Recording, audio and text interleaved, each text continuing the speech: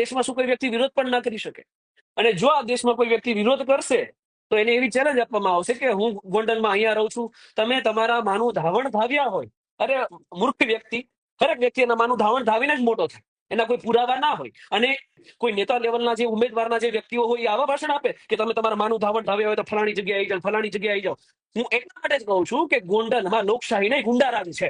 જો કોઈ વ્યક્તિ વિરોધ કરશે ને તો એને ખુલ્લી એવી જ ધમકી આપવામાં આવશે, તમારામાં જો એટલી બધી તેવડ છે તો આ જે રાજકોટમાં જાટનું મૃત્યુ થયું છે એના આખા સીસીટીવી મૂકી દો માર્કેટની અંદર. તમારામાં એટલી જ તેવડ છે તો પછી કેમ તમે બોડીગાર્ડ ને મશીન ગન લઈને આટા મારો જ ભાઈ દાખલ કરવામાં આવે? આજ દિન સુધી સિસ્ટમનું રૂવારું ઠંડુ નથી થયું કે આ જે મૂર્ખ વ્યક્તિ છે એની સામે ગુનો દાખલ કરે. અને આ ભાષણ કોણ આપે છે એ પણ એકવાર વિચારો.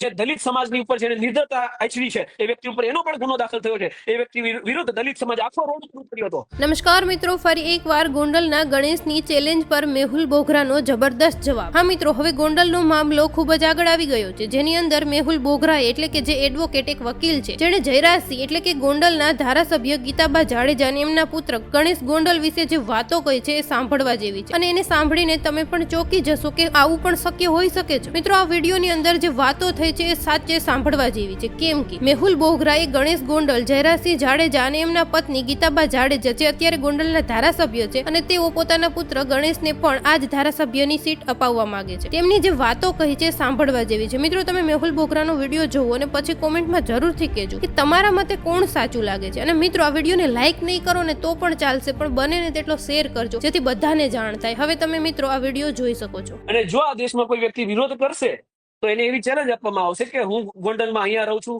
તમે તમારા માનું ધાવણ ધાવ્યા હોય. અરે મૂર્ખ વ્યક્તિ, દરેક વ્યક્તિ એના માનું ધાવણ ધાવીને જ મોટો થાય, એના કોઈ પુરાવા ના હોય. અને આ વ્યક્તિને પાછા એક કેન્ડિડેટ તરીકે લોન્ચ કરવાના છે. મને તો અત્યારથી ઉપાધિ થાય છે કે કોઈ એક નેતાના ગુણ આ વ્યક્તિમાં છે.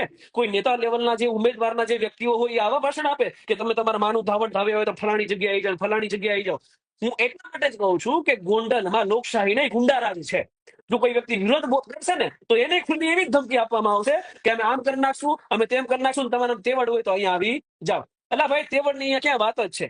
તમારામાં જો એટલી બધી તેવડ છે તો આ જે રાજકોટમાં જાટનું મૃત્યુ થયું છે એના આખા સીસીટીવી મૂકી દો માર્કેટની અંદર. તમારામાં એટલી જ તેવડ છે તો પછી કેમ તમે બોડીગાર્ડ ને મશીન ગન લઈને આટા મારો જ ભાઈ? એકલા આટા મારો. અહીંયા મુખ્ય મુદ્દો શું છે બેન, કે મારો વિરોધ એટલા માટે જ છે કે ગોંડલની અંદર ગુંડારાજ ચાલે છે. જો કોઈ વ્યક્તિ વિરોધ કરે તો એને આ જ રીતે ધમકી આપવામાં આવે છે જેમ કાલે ગણેશે આપી. અલ્પેશભાઈ, પેલો અલ્પેશ, પેલો મેહુલ, પેલા જિગીશા, મતલબ. અને આ વ્યક્તિને મને કીધું ને કે કેન્ડિડેટ તરીકે લોન્ચ કરવાના છે 2027માં કે ભાઈ આ અમારો ઉમેદવાર છે. તો પેલા નેતા તરીકેના ગુણ તો વિકસાવો, વિરોધ તો સહન કરતા શીખો. લોકશાહી છે, લોકશાહીની અંદર હરેક વ્યક્તિને વિરોધ કરવાની સ્વતંત્રતા છે. અને ગોંડલ બાબતે મારા અંગત કોઈ લેવા દેવા નથી બેન.